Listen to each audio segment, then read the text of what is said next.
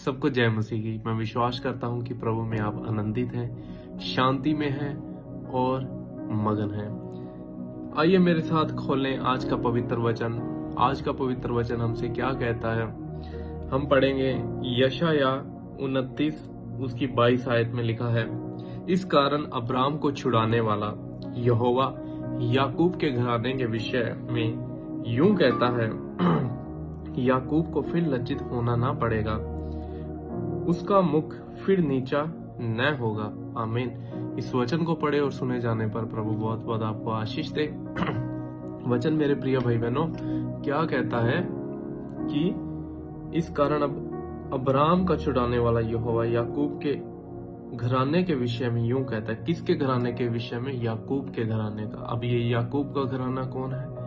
इस घराने के लोग कौन है? हम जिन्होंने प्रभु यीशु मसीह के जीवित वचन पर विश्वास किया है। हमारा विश्वास क्या है कि परमेश्वर हमारे खुदावंद प्रभु यीशु मसीह मेरे लिए मारे गए, गाड़े गए और तीसरे दिन मुर्दों में से जी उठे। जब हम परमेश्वर के वचन को सुनकर विश्वास करते हैं तो हम क्या है? परमेश्वर के बेटे और बेटियां बन जाते हैं। परमेश्वर हमें अपनी बेटी और बेटियों का अधिकार देते हैं। हालेलुया। तो क्या लिखा है? याकूब को फिर लज्जित होना ना पड़ेगा, उसका मुख फिर नीचा ना होगा। आमीन। मेरे प्रिय भाई बहनों, हो सकता है कि समाज में आपको बहुत सारी शर्मिंदगी का सामना करना पड़ रहा होगा या आपने सामना किया होगा। आपके आसपास लोगों ने आपको बहुत सारी किसी ना किसी बात को लेके टॉर्चर कर रहे होंगे, नीचा दिखाने की कोशिश की होगी या आपके सामने बड़ापन दिखाने की कोशिश की होगी। अपना बड़ापन दिखाकर आपको नीचा दिखाने की कोशिश की होगी। तो अगर आपके जीवन में ऐसा हुआ है या ऐसा हो रहा है तो मेरे प्रिय भाई बहनों, आपको चिंता करने की जरूरत नहीं है, क्योंकि हमारा छुड़ाने वाला, हमारा सृष्टिकर्ता जिंदा खुदावन है। वो हमारे दुखों को, हमारी तकलीफों को, हमारी नामधराइयों को बहुत अच्छी रीति से जानता है। हालेलुया। क्या लिखा है? याकूब को फिर लज्जित होना ना पड़ेगा, उसका मुख फिर नीचा ना होगा। हो सकता है मेरे प्रिय भाई बहनों, किसी न किसी के कारण, किसी बात के कारण, आपकी किसी लाइफ की कमजोरी के कारण आपका सिर आपके अपनों में, आपका सिर आपके आस पड़ोस में, आपका सिर आपकी कम्युनिटी में नीचा किया गया होगा। लेकिन आपके सिर को ऊंचा करने वाला एक है जिसका नाम है प्रभु यीशु मसीह नासरी। वो आपके सिर को ऊंचा करने की सामर्थ्य रखता है। मेरे प्रिय भाई बहनों, उसने कलवरी क्रूस पे हर वो एक दुख सहा। परमेश्वर कह रहा है, परमेश्वर के वचन में लिखा है कि वह हमारे लिए कंगाल बन गया ताकि उसके कंगाल बन जाने से हम धनी हो जाएं। वो हमारे लिए निर्बल बन गया ताकि हम सामर्थी बन जाएं।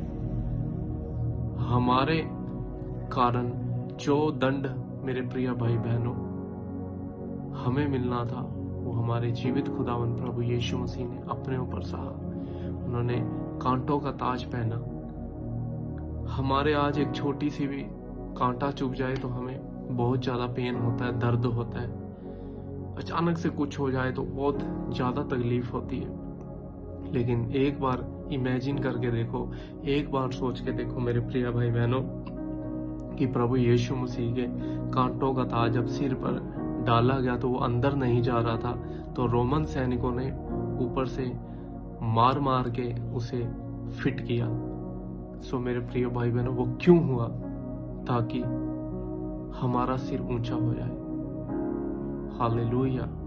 ऐसा उसका प्रेम है।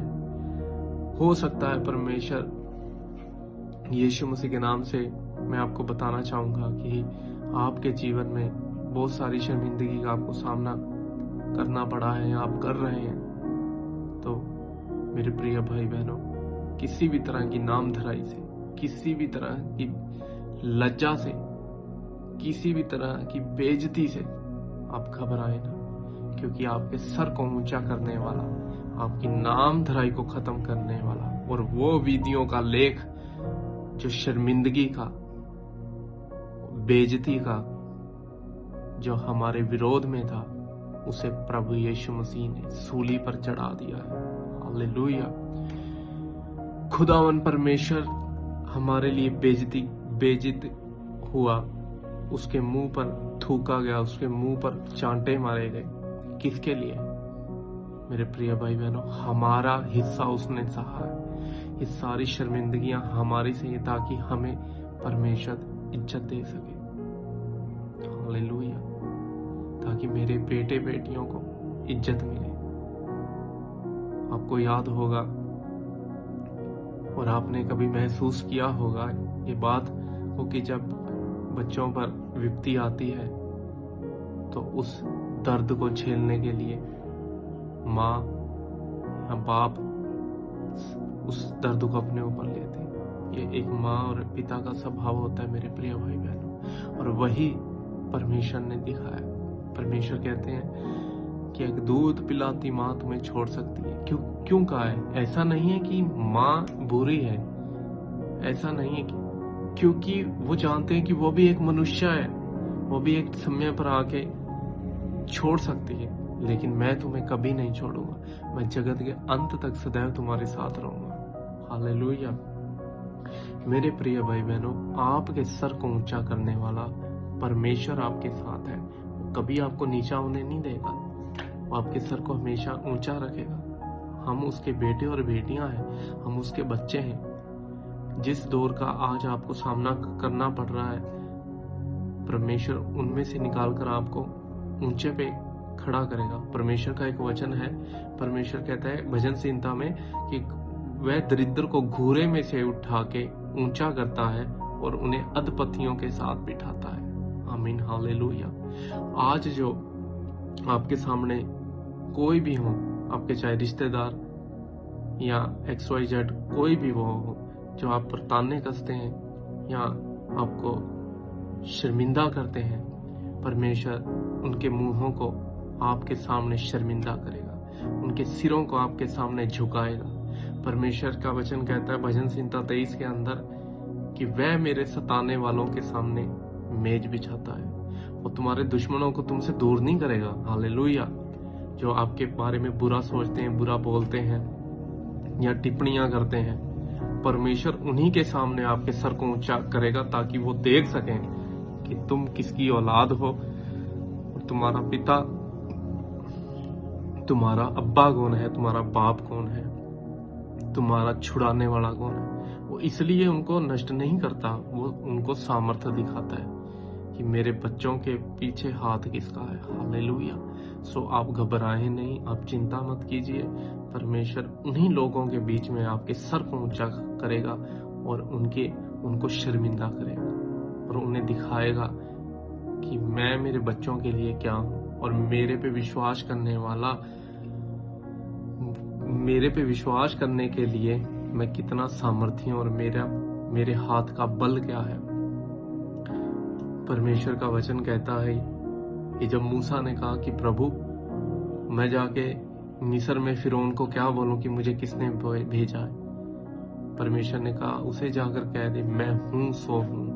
हमारा परमेश्वर जो है उसके मुकाबले और कोई भी नहीं है। वो वादों का पक्का परमेश्वर है। वो हमें कभी किसी के सामने लज्जित नहीं होने देगा। मेरे प्रिय भाई बहनों, हमें बस दृढ़ रहना है, हमें विश्वास में बने रहना है, हमें चिंता नहीं करनी, हमें परेशान नहीं होना। परमेश्वर आपके सर को ऊंचा करेगा, आपके विरोध में बोलने वाली हर एक जुबान को बंद करेगा, आपके विरोध में उठने वाले हर एक हाथ को नीचा करेगा। हालेलुया। परमेश्वर का वचन कहता है जितनों ने उसकी ओर देखा उनका कभी मुंह काला नहीं होने पाया। आमीन, हालेलुया। मैं विश्वास करता हूँ आज के इस वचन से आपने आशीष पाई होगी। आइए हम दुआ में जाएंगे। मेरे अनुग्रहकारी जीवित परमेश्वर पिता, जितने प्रिय भाई बहन इस प्रार्थना के साथ जुड़े हुए हैं, खुदावन इनके जीवन में काम करें। प्रभु जी, जिन जिन जगहों पर इनकी नाम धराई हुई है, वहां प्रभु इनके सर को ऊंचा करें। प्रभु जी आपने ऐसा किया, हम धन्यवाद करते हैं खुदा परमेश्वर। प्रभु जी आप इनके दुखों को, आप इनके मनों को जानते हैं। प्रभु जी इन्हें शांति दीजिए, आपका अनुग्रह और आपका अभिषेक इनके घरों में, इनके परिवार में जाए। इन्हें प्रभु जी घूरे में से उठा के ऊंचा करें, इन्हें कर्जे में से उठा के चट्टान पर खड़ा करें। प्रभु जी जिन लोगों में इनकी नामधराई शर्मिंदगी हुई है, उन्हीं लोगों के सामने इनके सर को ऊंचा करें। प्रभु जी हम जानते हैं आप सब कुछ करने में सामर्थ्य हैं खुदावन परमेश्वर। प्रभु जी मेरी एक एक बहन भाई को छू के आप स्पर्श करें। प्रभु जी आपका प्रेम इनके जीवन में भाई। प्रभु जी इनके विरोध में बोलने वाले हर इंसान को पता चल जाए कि इनके पीछे किसका हाथ है। हालेलुया। अपना सामर्थ्य हाथ बढ़ाएं प्रभु जी मेरे भाई बहनों के लिए खुदा उनके जीवन में काम करें। रंदारालेशे तेरे बेने सूखा ला राबानाशे। Thank you Lord Father Jesus Christ. प्रभु इन्हें टच करें, touch touch touch in the name of Jesus Christ. Hallelujah. प्रभु जी आपका अभिषेक बहे इनके जीवन में। हालेलुया। प्रभु जी जहां जहां इन्हें शर्मिंदा होना पड़ा है, वहां वहां आप इनके सर को ऊंचा करने जा रहे हैं। मैं आपको धन्यवाद देता हूं प्रभु जी, इनके सारी शर्मिंदगियों को तोड़ने के लिए धन्यवाद प्रभु। हम इस प्रार्थना को हमारे लिए प्राण दिए खुदा बाप यीशु मसीह नासरी के नाम से मांगते हैं। आमीन। सबको जय मसीह।